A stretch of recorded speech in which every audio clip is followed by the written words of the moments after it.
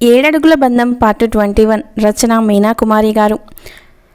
Video చూసే ముందు please వీడియోకి లైక్ చేసి సబ్స్క్రైబ్ చేసుకోండి. మరుసటి రోజు శ్రీశైలం దర్శనానికి వెళ్ళారు రవివర్మ, ధరణి. వారికి తోడుగా ఆనందరావు గారు, రాజా వెళ్ళారు. మమ్మీ, నేను కాలేజ్కి వెళ్తున్నాను, సాయంత్రం రావడం లేట్ అయితే భయపడకు అని చెప్పింది శ్రావణి. ముందే చెప్తున్నావు, ఎక్కడికి వెళ్తున్నావు అన్నారు దుర్గమ్మ గారు కోపంగా. డాక్టర్ చదివే వాళ్ళకి ల్యాబ్ వర్క్ కూడా ఉంటుంది, ఈరోజు ఎగ్జామ్ ఉంది, అందుకని వెళ్తున్నాను, భయపడకు. ఇంతకీ పారిపోవాలంటే చెప్పే వెళ్తానులే అంటూ నవ్వుతూ వెళ్ళింది శ్రావణి. కాలేజ్కి వెళ్ళింది శ్రావణికి.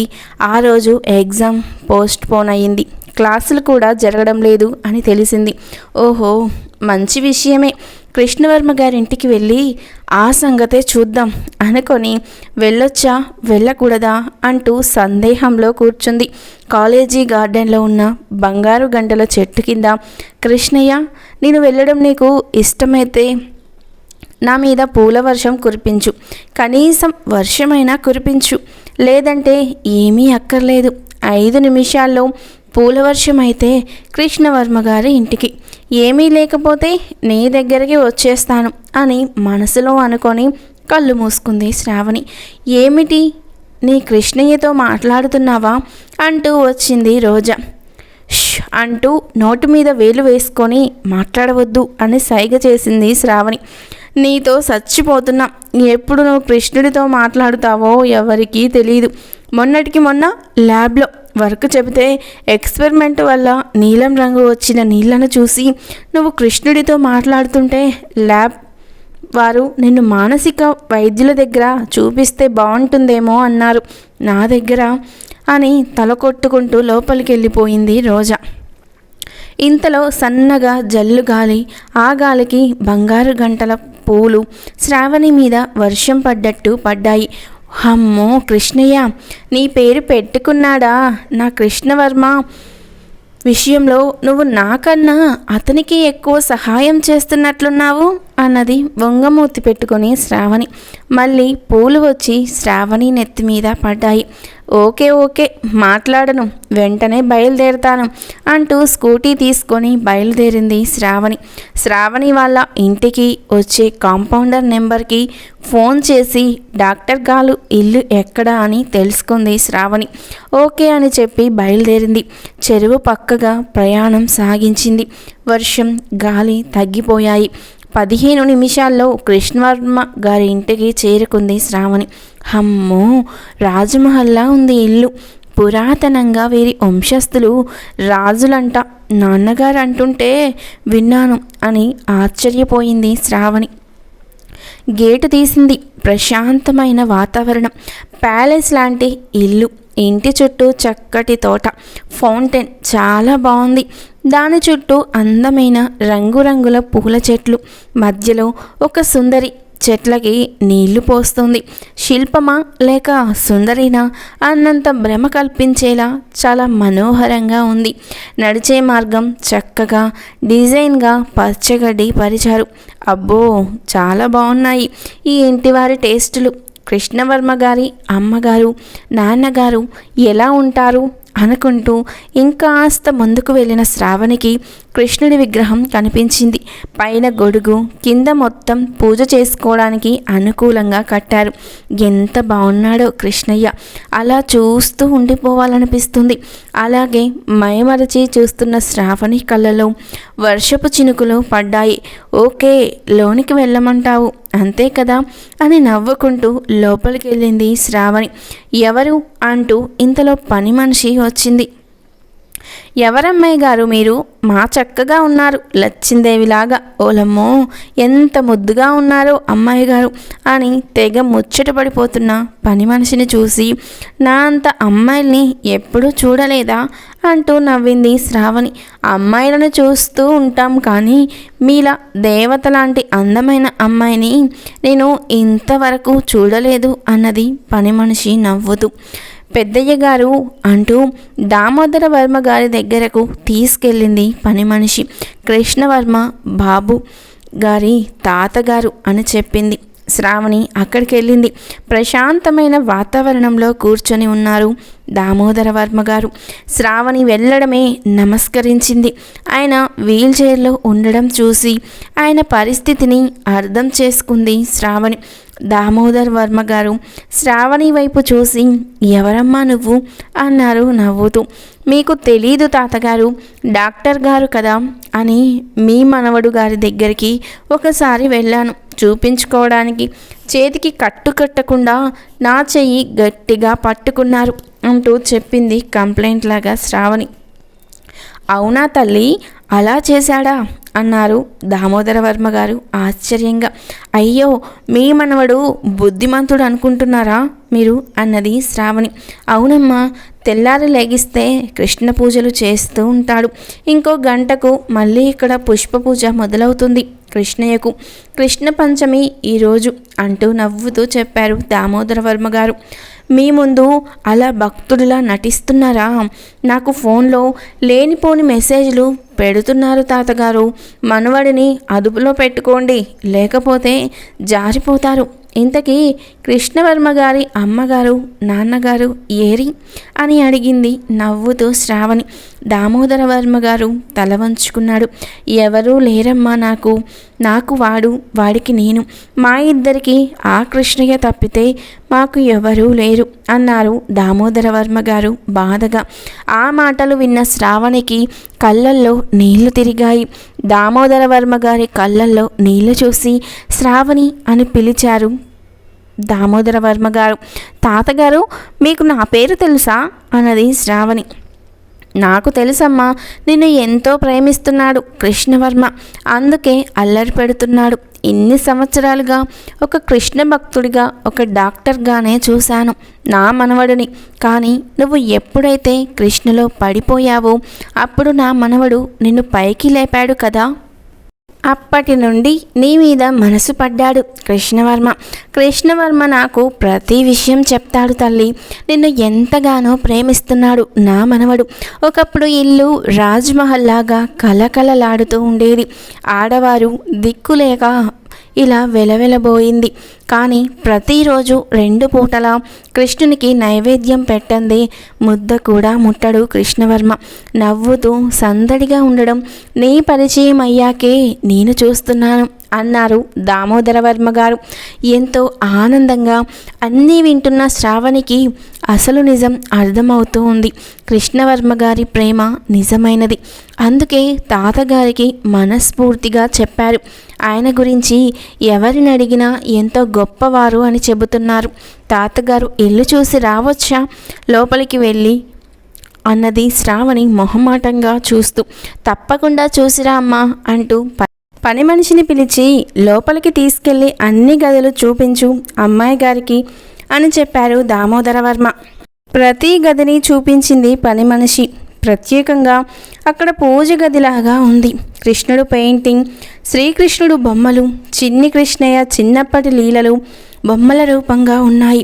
నేను లోనికి వెళ్ళి చూడవచ్చా అని అడిగింది శ్రావణి మొహమాటంగా.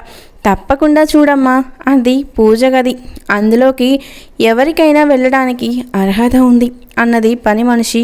లోపలికి వెళ్ళి చూస్తూ ఉండండి అమ్మా, నేను ఇప్పుడే వస్తాను అంటూ వెళ్ళింది పని మనిషి. లోపలికి అడుగు పెట్టగానే ఓంకార శబ్దం వినిపించినట్లు అయింది. శ్రీకృష్ణుడు పెయింటింగ్ చాలా బాగుంది. శ్రావణి మనసు భక్తి పారవశ్యంలో మునిగిపోతుంది. కృష్ణ కృష్ణ అంటూ ఆమె మనసులో కృష్ణుడి నామం జపిస్తూ ఉంది.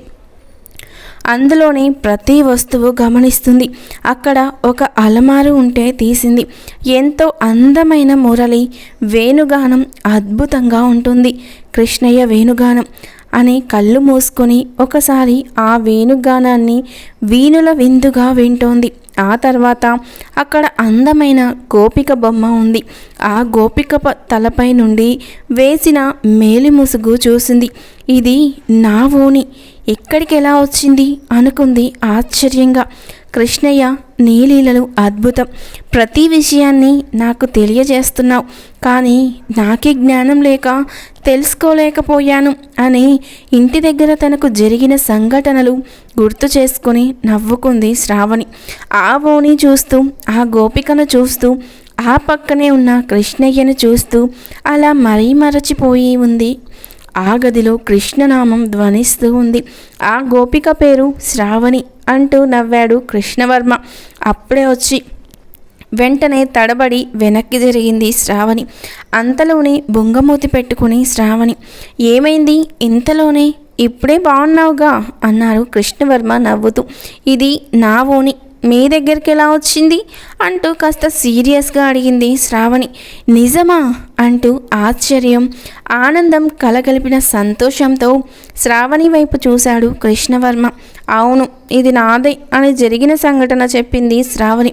అప్పుడు కృష్ణవర్మ జరిగిన సంగతి తను చెప్పాడు. అంటే మీ కారుపై ఉన్న కృష్ణుడు బొమ్మ మురళికి చుట్టుకొని వచ్చిందా నా ఓని అంటూ కృష్ణుడి వైపు, కృష్ణవర్మ గారి వైపు చూసింది శ్రావణి నవ్వుతూ.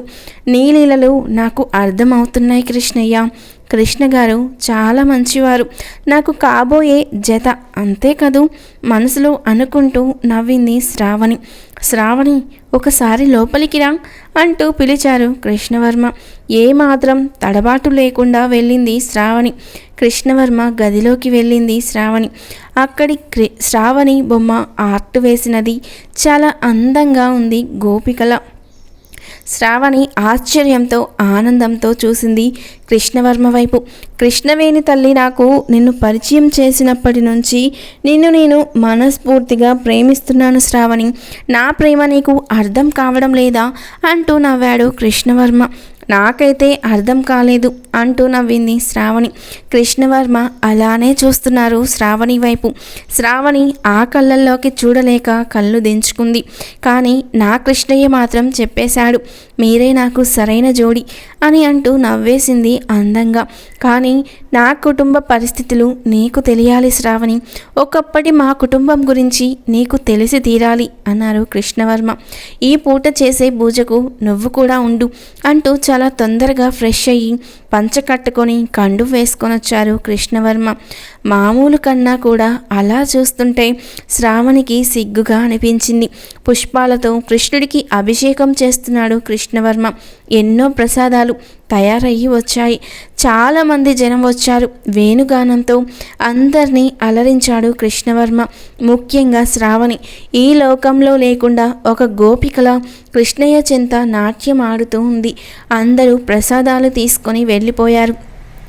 అలా మైమర్చిపోయిన శ్రావణిని పిలిచాడు కృష్ణవర్మ. శ్రావణి భయపడింది. చాలా సమయం అయ్యింది, నేను వెళ్ళి వస్తాను అని చెప్పింది చాలా బుద్ధిగా. ఇంత దూరం వచ్చావు, నాకు ప్రసాదం ఏమీ పెట్టవా అన్నారు కృష్ణవర్మ నవ్వుతూ. సిగ్గుతో తలదించుకున్న శ్రావణిని చూసి, నేను నిన్ను ఏమీ అడగలేదు, ఇక్కడ ఉన్న వెన్నపూస పెట్టవచ్చు కదా, నాకు ప్రసాదం అంటున్నా అన్నారు కృష్ణవర్మ నవ్వుతూ. అక్కడే ఉన్న వెన్నపూస తీసి కృష్ణవర్మ గారికి పెట్టింది శ్రావణి.